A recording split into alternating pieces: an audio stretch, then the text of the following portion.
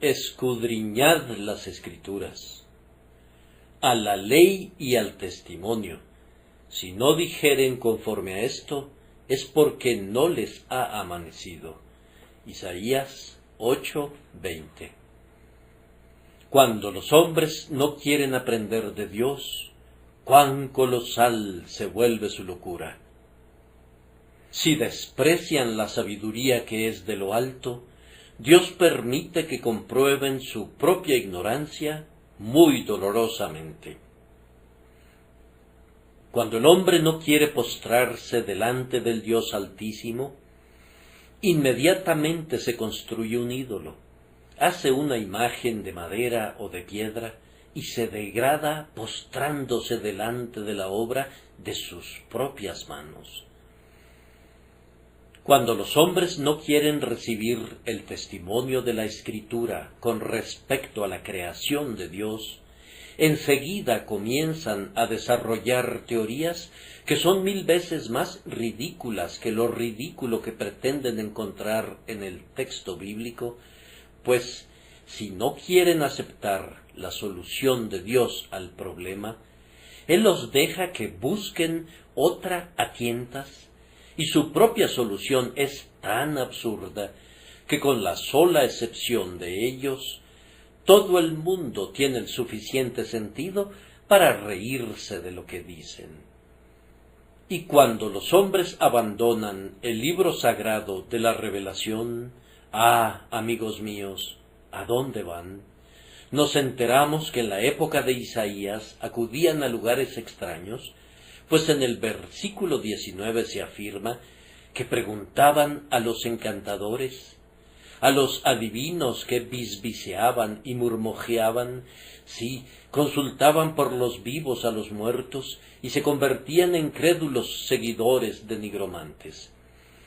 Es asombroso que los hombres que más ferozmente llenan de vituperios a la fe sean notables por su credulidad.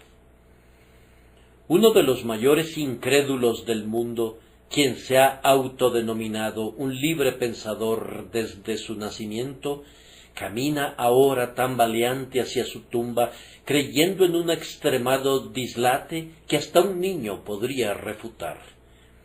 Sin preocuparse por tener a Dios en sus corazones, renunciando a la fuente viva, se han cavado cisternas rotas que no retienen el agua. Oh, que cada uno de nosotros fuera más sabio, que no abandonáramos la buena senda antigua, ni dejáramos el camino que Dios ha preparado para nosotros. Si despreciamos la guía de un Padre infalible, no es de extrañar que viajemos entre espinos y abrojos, y que desgarremos nuestra propia carne, y peor aún, que tropecemos en montes de oscuridad, y nos perdamos en el fondo de sus precipicios. Inquieran y lean en la palabra de Dios. Escudriñad las Escrituras, porque a vosotros os parece que en ellas tenéis la vida eterna, y ellas son las que dan testimonio de Jesucristo. Yo pienso que en esta crisis particular que sufren los asuntos religiosos, es imperativo que el ministro cristiano exhorte a su pueblo a que sostenga firmemente las doctrinas de la verdad, las palabras de Dios. Parece probable que la nuestra será una época de predicación más bien que una época de oración.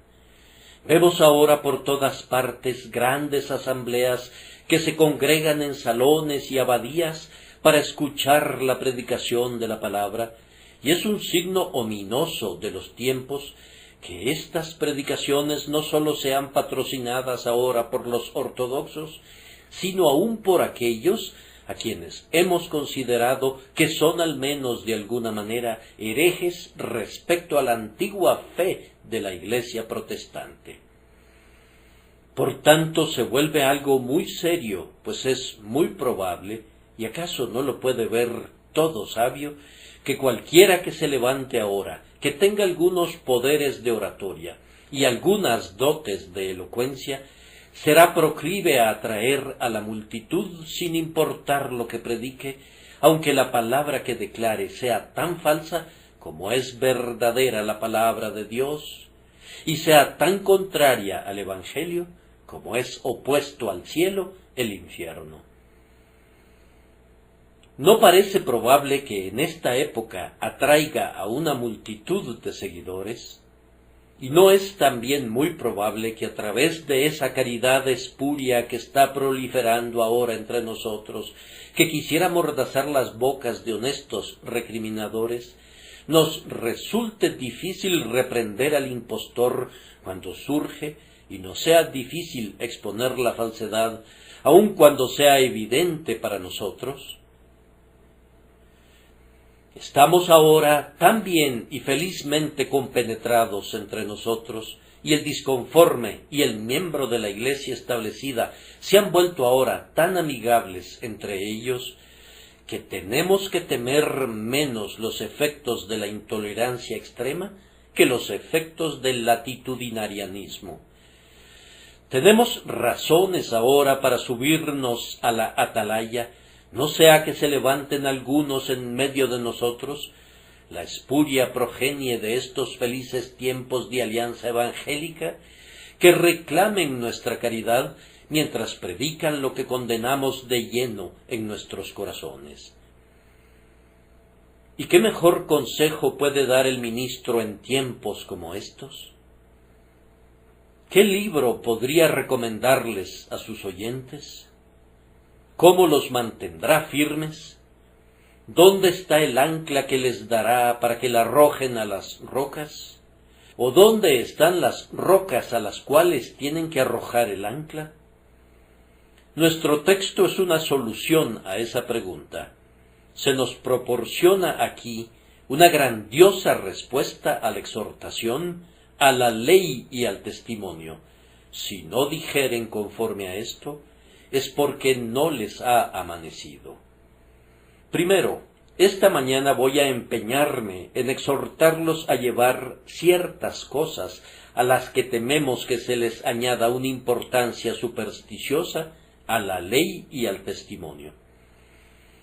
En segundo lugar, voy a intentar mostrarles los buenos efectos que se presentarán si cada uno de ustedes lleva rígidamente todo lo que oye y cree a la ley y al testimonio. Y, en tercer lugar, voy a darles algunas razones poderosas por las que deben someterlo todo a esta sagrada piedra de toque. Y voy a concluir ofreciéndoles algún pequeño consejo acerca de cómo pueden hacer esto verdadera y útilmente. Permítanme que los exhorte a llevar ciertas cosas a la ley y al testimonio. Primero, yo quisiera que confrontaran con el libro de Dios las ideas que fueron engendradas en ustedes por su temprano adiestramiento. La gente tiene muy enraizada la costumbre de decir: no nací en la Iglesia de Inglaterra, ¿no debería entonces continuar en ella? O, por otro lado, ¿no practicó mi abuela el bautismo por inmersión? Entonces, ¿no debería continuar yo en la denominación bautista? Ni Dios quiera que yo dijera algo en contra de sus venerables y piadosos parientes, o que ustedes fueran irrespetuosos con la enseñanza de ellos. Aun cuando no podamos aceptarlo, nosotros siempre respetamos el consejo de ellos en consideración a las personas que nos lo ofrecen, sabiendo que la instrucción que nos dieron, aunque fuera errada, fue, con todo, bien intencionada. Pero como adultos reivindicamos el derecho de no ser alimentados como fuimos alimentados en nuestra supeditada infancia, con un alimento que escogieron por nosotros. Reclamamos que debemos tener el derecho de juzgar si las cosas que hemos recibido y que hemos oído son acordes con este libro sagrado, y si descubrimos que nuestra instrucción fue desacertada en algo, No consideramos que estemos violando ningún principio de afecto si nos atrevemos a salirnos de nuestras familias y a unirnos a una denominación que sostiene creencias muy distintas de aquellas que nuestros padres abrazaron.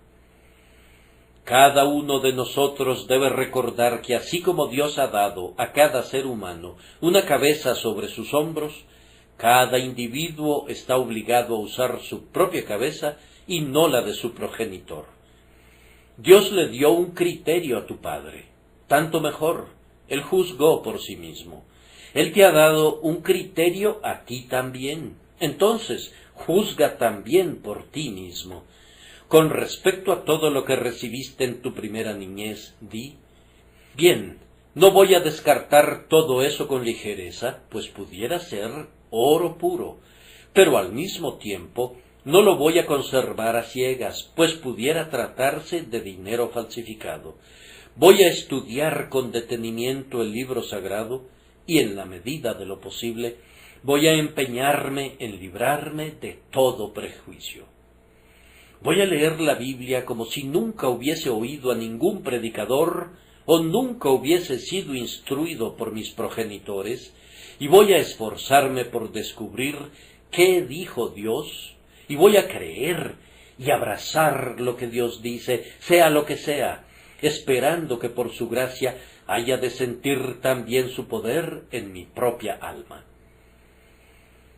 Asimismo, recuerden evaluar a los predicadores del Evangelio según esta norma. Muchos de ustedes saben muy poco acerca de lo que es el Evangelio.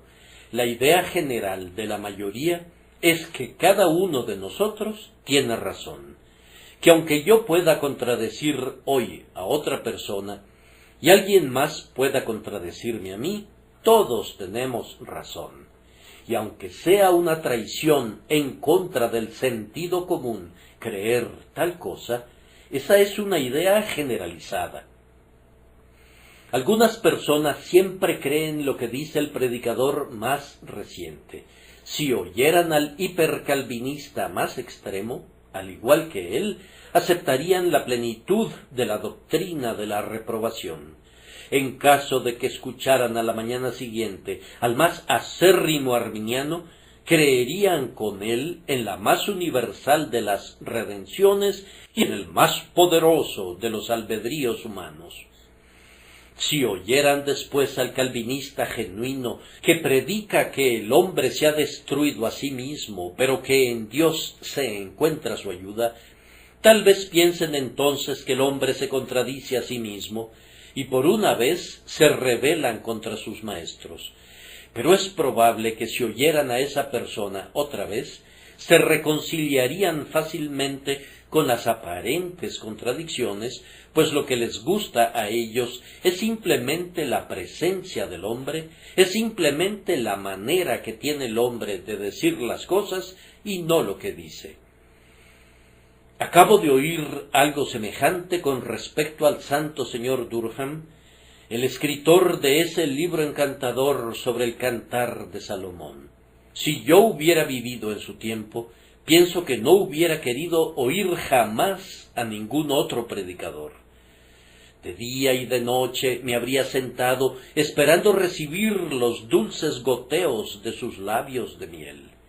Pero en su tiempo había un joven predicador, su nombre ha caído en el completo olvido, cuya iglesia se llenaba de gente hasta la puerta, y en cambio la iglesia del señor Durkheim, que quedaba muy cerca, estaba vacía. La explicación de eso es que a la mayoría de la gente no le interesa lo que se predica, sino la forma de decirlo. Y si lo predicado es expresado elegantemente, si es expresado bellamente, y si es expresado enérgicamente, eso le basta a la gente, aunque sea una mentira. Pero si se dice la verdad, no la reciben a menos que vaya acompañada de algunas dotes de oratoria y de elegancia. Ahora bien, al cristiano que ha superado su infancia no le importa cómo se expresa el predicador. Para él lo importante es lo que dice. Lo único que se pregunta es, ¿dijo la verdad? se queda únicamente con el grano. Para él la paja no significa nada y el tamo menos. A él no le importan los arreglos de la fiesta ni la elaboración de los platillos. A él solo le importa lo que constituye alimento sólido para él mismo.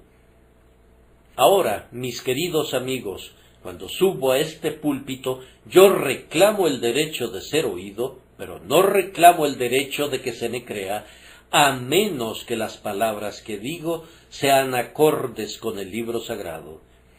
Yo deseo que me traten como quisiera que trataran a cualquier otra persona, que nos lleven a cada uno a la ley y al testimonio.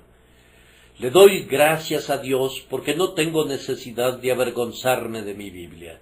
Algunas veces me avergüenzo de esta traducción que hicieron de ella, viendo cómo, en algunos puntos importantes, no es fiel a la palabra de Dios, pero de la propia palabra de Dios puedo decir que es el varón de mi diestra, mi meditación tanto de día como de noche.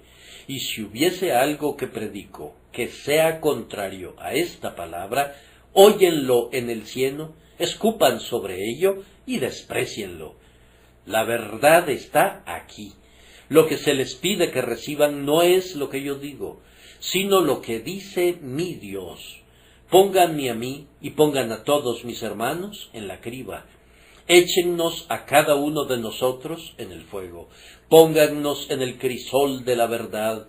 Y lo que no sea acorde con la palabra de Dios debe consumirse como escoria. Hay otra clase de individuos que es muy contraria a esos seres a los que me he referido. Estos varones son sus propios predicadores. No le creen a nadie sino a ellos mismos, y sin que lo sepan, tienen múltiples razones para odiar al Papa, porque entre colegas siempre hay disensión, ya que ellos mismos son papas. Estas personas, cuando oyen que se predica una verdad, no la juzgan por la Biblia, sino por lo que creen que debería ser la verdad. Por ejemplo, he oído decir a alguien, después de haber oído la doctrina de la elección, o la doctrina de la redención particular, bien, esa doctrina no me agrada, no me gusta.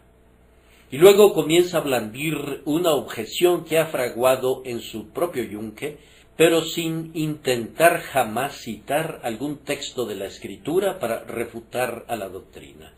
Sin referirse nunca a algún antiguo dicho de los profetas, se empeña en demostrar que la doctrina es un error, pero sólo juzgándola según su propia opinión, según sus deseos de lo que debería ser la verdad. ¿Qué pensarías de un hombre que le dijera a un astrónomo: vamos, de nada sirve que me digas que la constelación de Escorpión tiene tal y tal forma, pues yo te digo que no me gusta su aspecto? Mi querido amigo astrónomo, no pienso que la constelación de Escorpión debiera haber sido hecha de esa forma. Pienso que esta estrella debería haber sido puesta justo aquí, en vez de allí, y entonces todo estaría bien. El astrónomo simplemente le sonreiría y diría: tu opinión no tiene ninguna importancia, pues no altera los hechos. Si piensas que estoy equivocado, la forma correcta de contradecirme no es diciéndome dónde piensas que deberían estar las estrellas. Simplemente ven y mira a través de mi telescopio y ve dónde están las estrellas. Ahora bien, lo mismo sucede con la verdad. La gente dice: a mí no me gusta una verdad de ese tipo. Esa no es una refutación de esa verdad. La pregunta es: ¿está en la Biblia? Porque si está allí, nos guste o no nos guste, es un hecho, y lo que el ministro tiene que hacer es reportar los hechos que encuentra allí. Vamos, el astrónomo no puede disponer a las estrellas en una fila como si se tratara de una hilera de lámparas de gas para agradarte. Y el ministro no puede poner las doctrinas en la forma en la que tú deseas que sean puestas. Todo lo que el astrónomo hace es ubicarlas, y entonces dice, así es como están en el cielo. Entonces tú tienes que mirar al cielo para ver si es así. Todo lo que yo tengo que hacer es decirles lo que encuentro en la Biblia. Si no les gusta, recuerden que esa no es una refutación, y no me importa que les guste o no les guste. Lo único que cuenta es, ¿está en la Biblia? Si está ahí, no voy a detenerme para probarlo. Yo no vengo aquí para demostrar una doctrina en absoluto. Si está en la Biblia, es verdad. Ahí está. Yo la divulgo. Si la rechazas, lo haces para tu propia condenación, pues tú mismo crees que la Biblia es veraz, y yo te demuestro que está allí, y por tanto, tiene que ser verdad. ¿Debería ser acorde con tu mente? ¿Quisieras que la Biblia se adaptara a los designios de tu propio corazón? Si lo hiciera, sería algo sin valor. ¿Desearías tener un evangelio acorde con tus deseos? Entonces, para algunos de ustedes sería un evangelio que permitiría la lascivia. ¿Desearías tener una revelación diseñada para complacerte en tus lascivias y para que te entregues a tu orgullo? Si es así, has de saber que Dios no condescenderá jamás a alimentar tu altivez o tu desenfreno. La Biblia es un libro semejante a Dios. Él exige tu fe en ese libro, y aunque dieras coces contra él, es una piedra que no puede ser quebrada jamás. Pero advierte que tú puedes ser despedazado sobre ella, sí, y puede caerte encima y aplastarte hasta convertirte en polvo. Entonces te suplico que cotejes tus propios pensamientos y tus propios sentimientos con la piedra de toque de la verdad, pues si no dijeren conforme a esto, es porque no les ha amanecido. Y hagan exactamente lo mismo con todos los libros que lean. Esta es una época de escribir libros y de imprimirlos. En estos tiempos, debido a la literatura periódica y a los libros que descansan en nuestros anaqueles, nuestras Biblias no son muy leídas. Voy a relatarles una historia veraz, tal como me fue contada ayer. Érase una vez un joven que ahora estudia para el ministerio, que era tan extraordinariamente ignorante de su propia Biblia, que cuando oyó a un joven ministro mencionar la historia de cuando Nabucodonosor fue echado de entre los hombres, hasta que su pelo creció como plumas de águila y sus uñas como las de las aves, al concluir el sermón, le dijo al ministro: bien, lo que le dijo a la gente fue una historia muy rara, ciertamente. ¿Dónde pescó esa historia?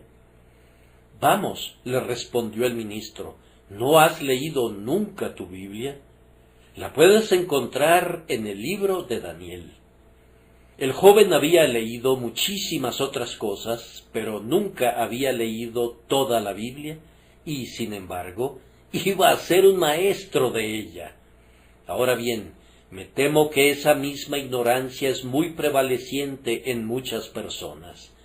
No saben lo que contiene la Biblia. ¿Podrían decirte lo que está en el semanario del feligrés?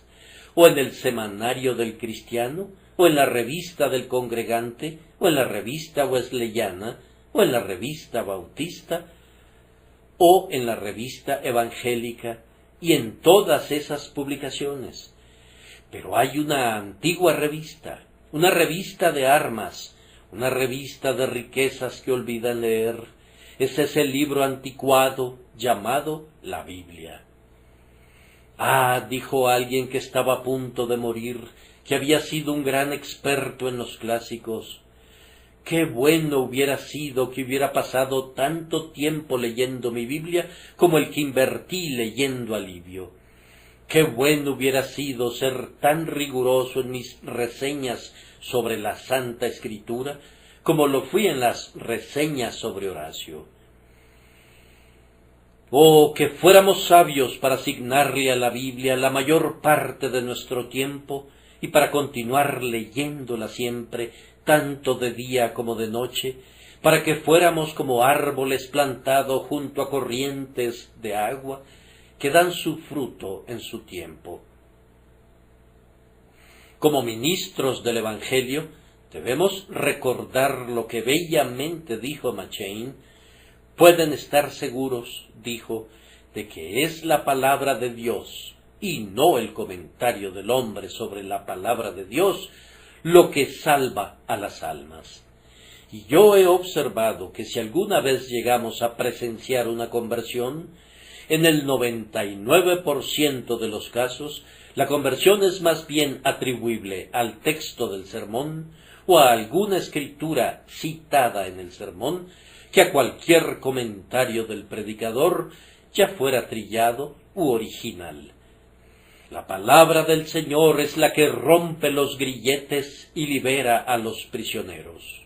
Es la palabra de Dios la que salva instrumentalmente a las almas, y por tanto tenemos que cotejarlo todo con la piedra de toque, a la ley y al testimonio. Si no dijeren conforme a esto, es porque no les ha amanecido. Paso ahora a mi segundo punto. Hermanos, permítanme mostrarles algunos de los buenos efectos que habrán de obtenerse de un estudio detallado y cuidadoso de la ley y del testimonio de Dios. Primero, recuerden que a menos que estudien la palabra de Dios, no serán competentes para detectar el error. Si un hombre predicara a sus oídos alguna descarada falsedad, no estarían calificados como jueces para identificar esa falsedad a menos que hayan estudiado la palabra de Dios.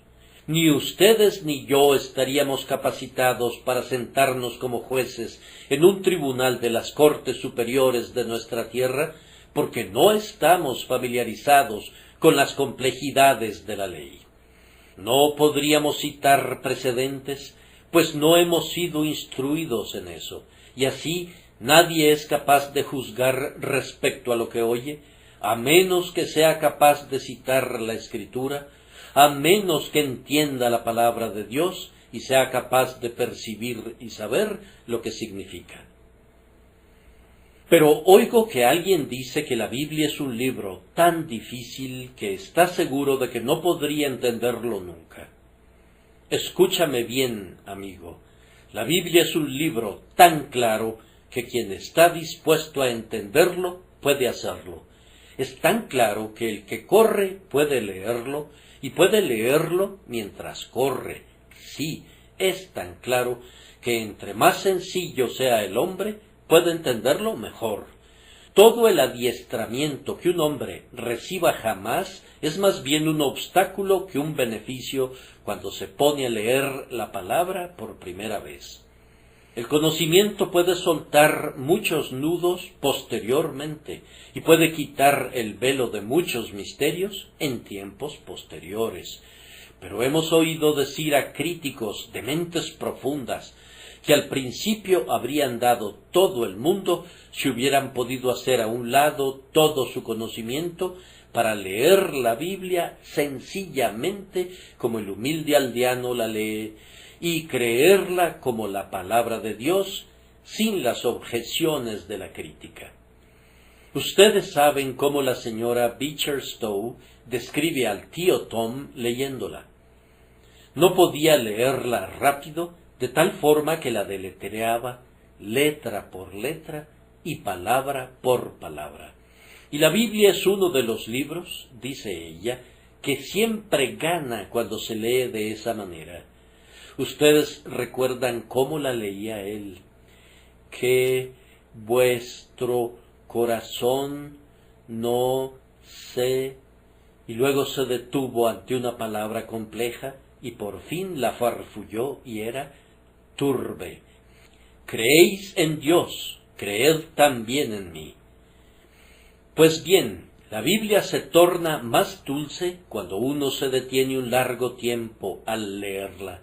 Y lejos de que tu falta de instrucción te descalifique para tu entendimiento de la Biblia, te ayuda, pues la mayor parte de ella es más entendible desde la sencillez de tu corazón. Vengan ustedes y escudriñen las Escrituras. No son las misteriosas fábulas o los eruditos volúmenes de difíciles palabras que dicen algunas personas. Este no es ningún libro críptico, como nos diría el sacerdote. Es un volumen que el niño que asiste a la escuela dominical puede entender si el Espíritu de Dios descansa en su corazón. Es un libro que un obrero de manos callosas puede comprender tan bien como el teólogo ilustrado, y muchos de ellos se han vuelto sumamente sabios en él. Repito, lean sus Biblias para que sean capacitados para detectar el error. Pero, además, a mí no me cae bien el hombre que siempre está buscando el error. Pueden estar seguros de que ese tipo de hombres tienen algún error en su propio corazón. Dicen, ladrón que encuentra a ladrón, y es muy probable que haya algún amor al error en su corazón, pues de lo contrario no estarían tan dispuestos a sospechar de él en otras personas. Pero permítanme darles otra razón. Escudriñen sus Biblias, pues entonces, cuando se vean involucrados en alguna disputa, serán capaces de hablar muy confiadamente. No hay nada que dé al hombre tanto poder entre sus semejantes como la confianza.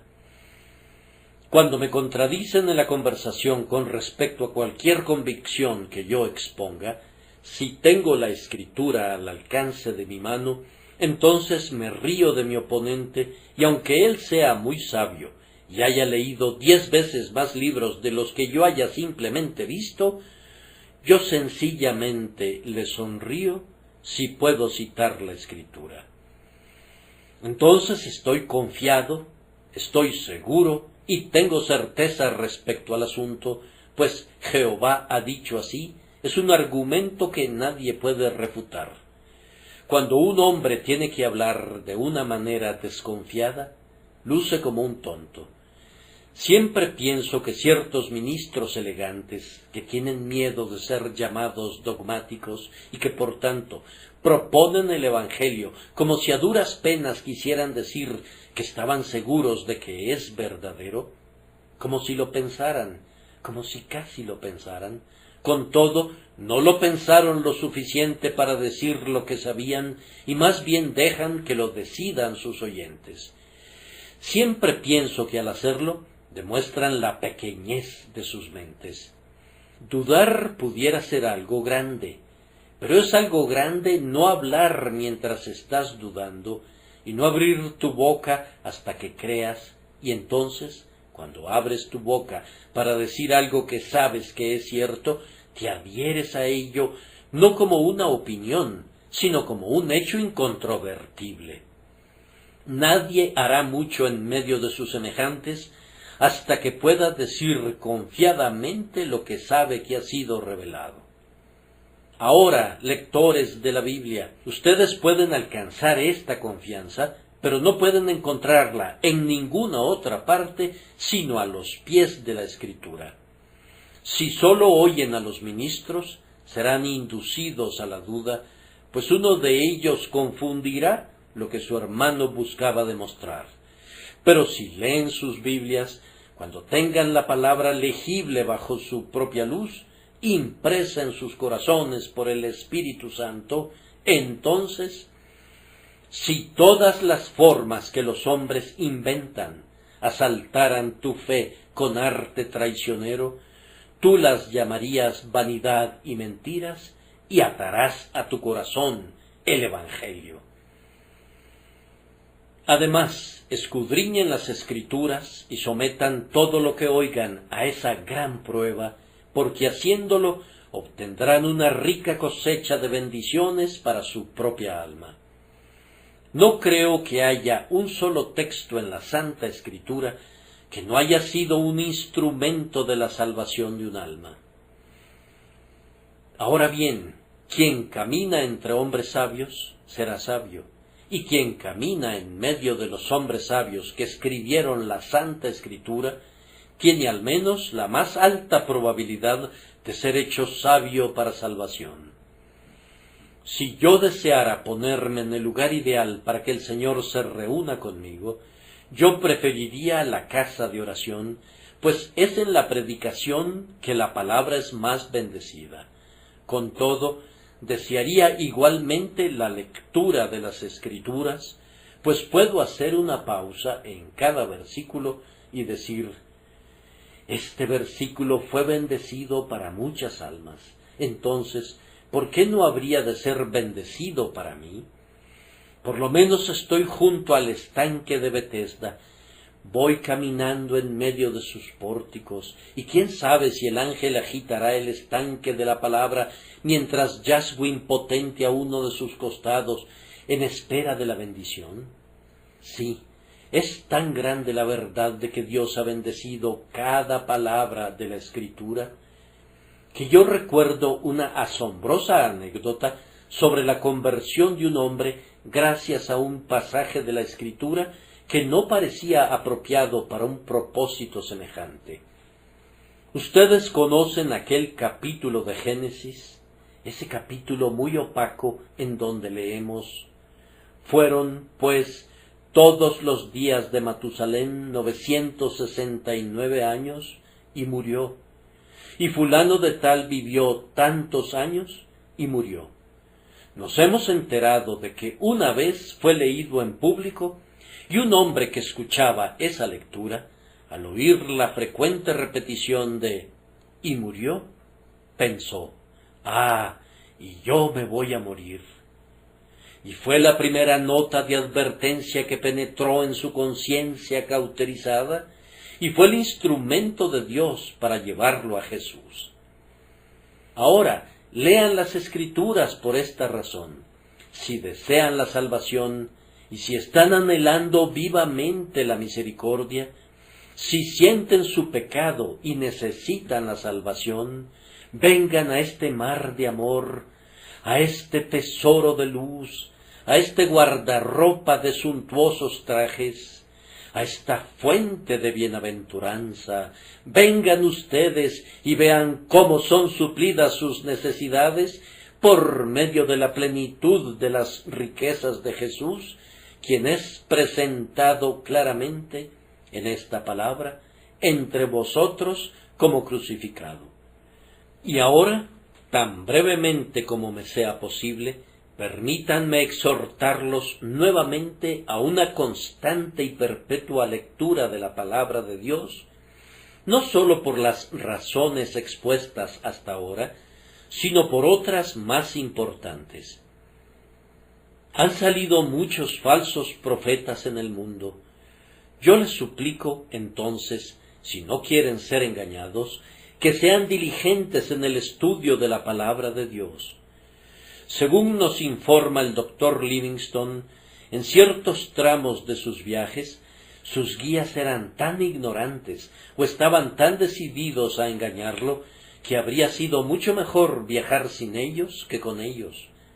Él tenía que referirse constantemente a su brújula para no ser engañado.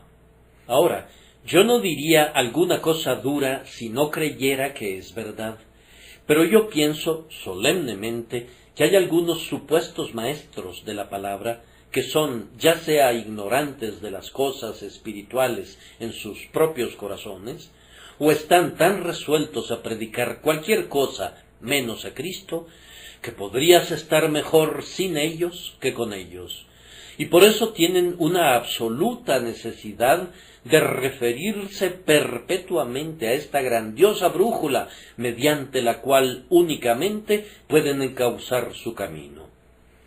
Yo desprecio una caridad que después de todo no es caridad. Tengo que decirles lo que creo. Algunos quisieran que yo dijera desde aquí: todos los que son eminentes predicadores son ciertamente predicadores fidedignos. Ahora bien, yo no puedo afirmar eso.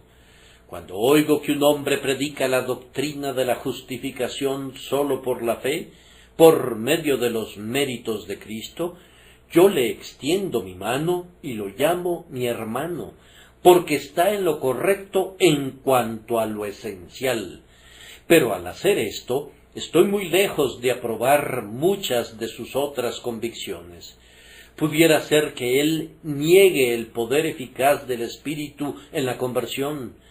Pudiera ser que no sostenga la doctrina de la total depravación de la raza humana, que no insista en la libre gracia soberana, que no predique ni enseñe la doctrina de la sustitución y de la satisfacción por medio de Cristo. Ahora, yo no me voy a engañar diciéndoles que en lo que ese hombre difiera de la palabra de Dios, tiene razón. Sin duda ese hombre podría ser bendecido para la salvación de ustedes, pero pudiera haber una maldición en su ministerio a pesar de todo, de manera que aunque pudieran ser salvados por su ministerio, pudieran quedar sujetos a servidumbre durante toda su vida por culpa de él, y pudieran andar gimiendo en vez de estar cantando, pudieran andar sollozando en vez de experimentar una sagrada explosión de alegría. Tú estudias con tal y tal individuo que fue el instrumento de tu conversión, pero él te dice que tu salvación depende de ti mismo y no del poder de Cristo. Él insiste en que tú, después de todo, puedes perder la gracia y ser echado fuera. Él te dice que aunque seas salvo, Dios no te ama más de lo que amó a Judas, que no hay tal cosa como un amor especial, que no hay tal cosa, en efecto, como la elección. Él te dice que otros podrían haber venido a Cristo igual que tú, y que no hubo ningún poder especial aplicado a tu caso que fuera mayor que cualquier otro. Bien, si no te conduce a gloriarte en el hombre, a engrandecer a la carne y algunas veces a confiar en ti mismo, o por el contrario, si te condujera a turbarte cuando no hay necesidad de sentir turbación, yo me maravillaría, ciertamente, en la medida que su doctrina sea falsa y tienda a extraviarte. Podría ser el instrumento de tu salvación, y con todo, podría fallar en muchos puntos en ministrarte para tu edificación y consuelo. Por tanto, si no quieres ser confundido de esa manera, escudriña las Escrituras. Pero, hay un grave peligro de ser conducido radicalmente al extravío. Pudieran oír todo lo que el ministro diga, pero él podría olvidar decirles la parte vital de la verdad. Pudiera tratarse de alguien que se deleite en las ceremonias, pero que no insiste en la gracia que contienen. Él podría proponerles la rúbrica y el sacramento y decirles que hay eficacia en la obediencia al uno y en la atención al otro, pero podría olvidar decirles que el que no naciere de agua y del Espíritu no puede ver el reino de Dios. Ahora bien, bajo un ministerio así, no sólo podrían ser conducidos al extravío, sino que, podrían ser destruidos por completo. Pudiera ser alguien que insista mucho en la moralidad de la vida. Podría decirte que seas honesto, justo y sobrio, pero tal vez pudiera olvidar decirte que se requiere de una obra más profunda que la mera moralidad. Pudiera recorrer la superficie, pero sin hundir nunca la lanceta en la profunda úlcera de la corrupción de tu corazón. Él pudiera darte una dosis paliativa, alguna medicina que pudiera quietar tu conciencia, pero podría no decirte: no hay paz para los malos, dijo Jehová. Pudiera ser uno de esos que profetiza cosas pulidas, que no quiere turbarte. Y, recuerda que tu ministro pudiera ser un instrumento en las manos de Satanás para vendar tus ojos y conducirte al infierno, mientras tú pensabas en todo momento que ibas en camino al cielo. Y óiganme todavía, yo no me excluyo de mi propia censura. Pudiera ser posible, Yo le pido a Dios que no sea así, que yo mismo pudiera haber confundido la lectura de la Santa Escritura, que pudiera haberles predicado un evangelio diferente, no que haya otro, y por tanto exijo de ustedes que mi propia enseñanza y la enseñanza de cualquier otro hombre, ya sea escrita o de palabra, sea siempre llevada a la ley y al testimonio, para que no los engañemos y no los conduzcamos al extravío. Ah, queridos oyentes, sería algo terrible que yo fuera el instrumento de conducir a cualquiera de ustedes al abismo. Aunque en alguna medida su sangre ha de ser sobre mi cabeza, si yo los engañara, con todo, yo les suplico que recuerden que no soy responsable por sus almas, más allá del punto donde mi poder me lleve. Si son conducidos al error por mi culpa, después de esta solemne declaración mía, serán ustedes tan ciertamente culpables como si yo no los hubiera guiado al error. Pues yo les encargo que así como aman a sus propias almas, así como quieren garantizar la eternidad, no pongan más confianza en mí de la que pondrían en cualquier otro hombre, sólo en la medida que pueda demostrar por el infalible testimonio de la palabra de Dios que lo que he dicho es verdad. Apéguense siempre a esto, a la ley y al testimonio. Si no dijeren conforme a esto, es porque no les ha amanecido. Oí una historia que recuerdo haberles contado antes, de una joven que salió de este lugar diciendo: bueno, a mí no me gusta el señor Spurgeon del todo. Su doctrina es enrevesada. Dijo tal y tal cosa.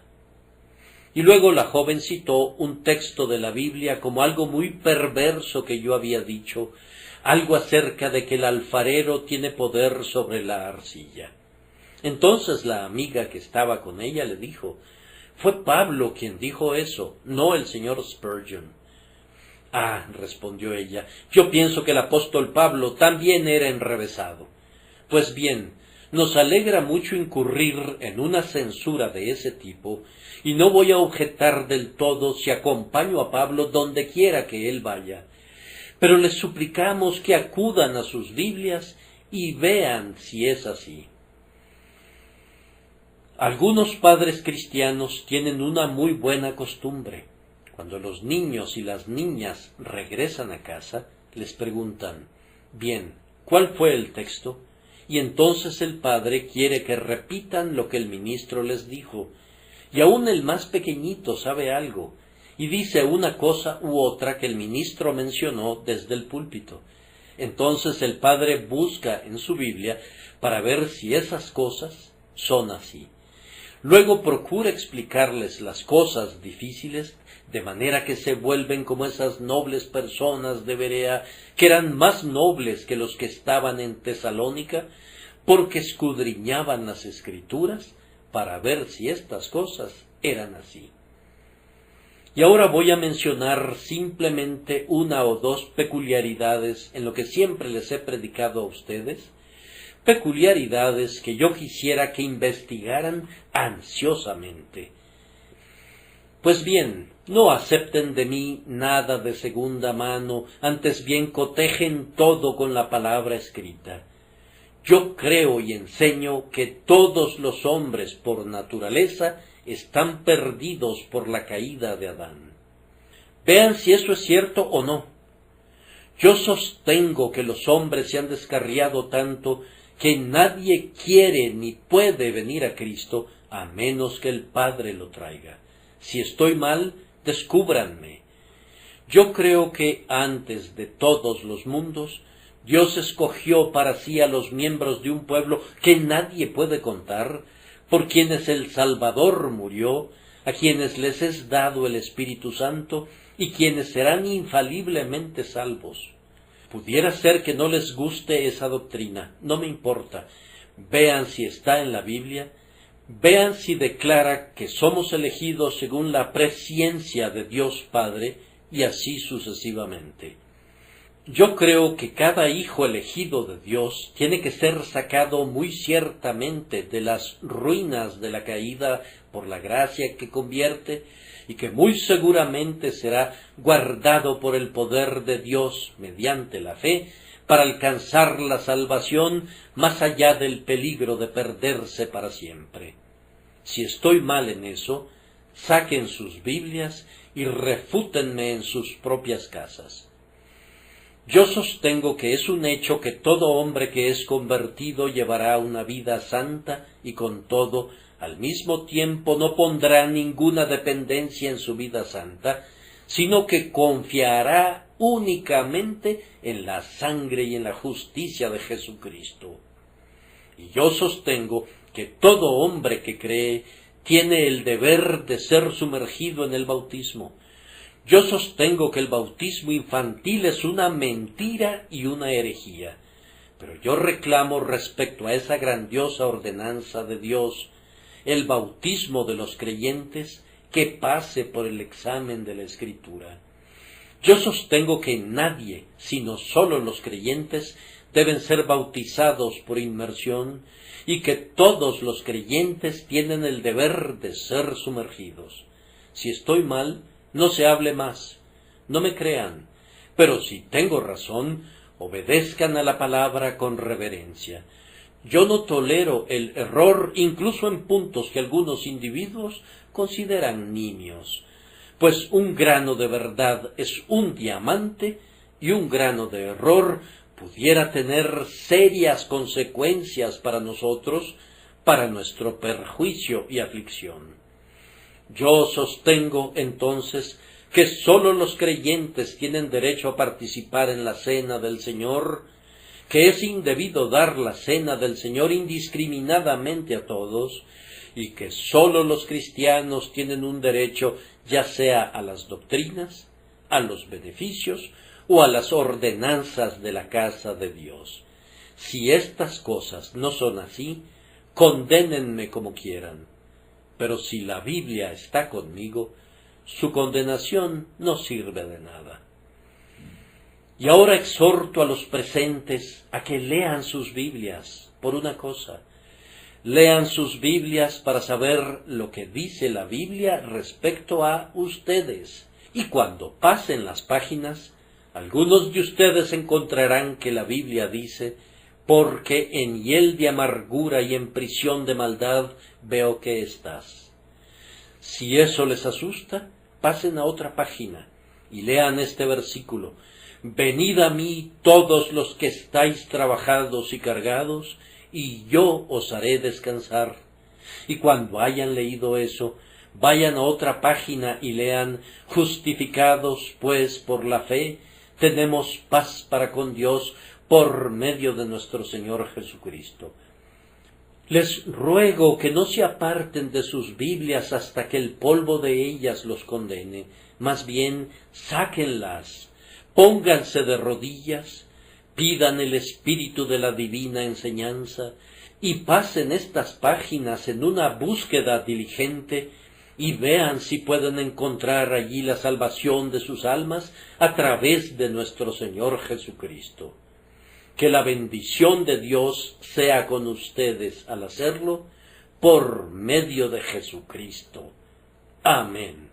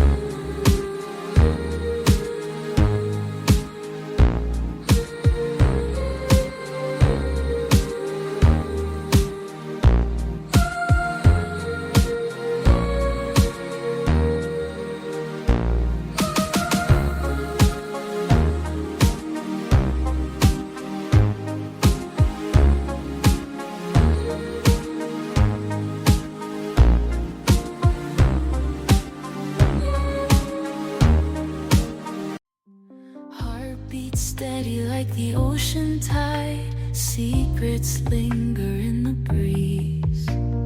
In this moment, worlds collide.